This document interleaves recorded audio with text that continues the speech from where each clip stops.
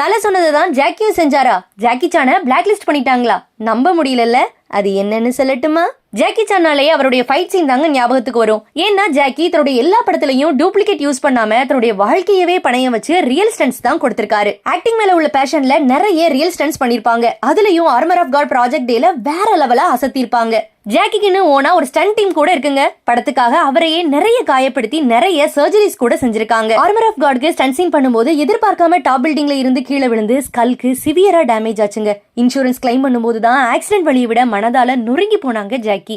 ஏன் தெரியுமா? ஜாக்கியையும் அவருடைய ஸ்டன்ட் டீமையும் எல்லா இன்சூரன்ஸ் கம்பெனியுமே பிளாக் லிஸ்ட் பண்ணிருந்தாங்க. அவங்க லைஃப் எப்போதுமே ரிஸ்க்ல இருக்கிறது அப்படிங்கிறதுக்காகங்க. ஆனாலும் ஜாக்கி மன தளரல. தன்னுடைய ஸ்டன்ட் டீமை அவர் தான் பாத்துக்கிட்டு தேவையான உதவிகளையும் இன்னும் பண்ணிட்டு இருக்காரு. தலை சொன்ன மாதிரி தாங்க, நம்ம கூட இருக்கிறவங்கள நாம பாத்துக்கிட்டா நமக்கு மேல இருக்கிறவன் நம்மள பாத்துக்குவான். இந்த வீடியோ பார்த்துட்டு இருக்க நீங்க யாரோட ஃபேன்ங்கிறத மறக்காம கமெண்ட் பண்ணிட்டு நம்ம சேனலுக்கு சப்ஸ்கிரைப்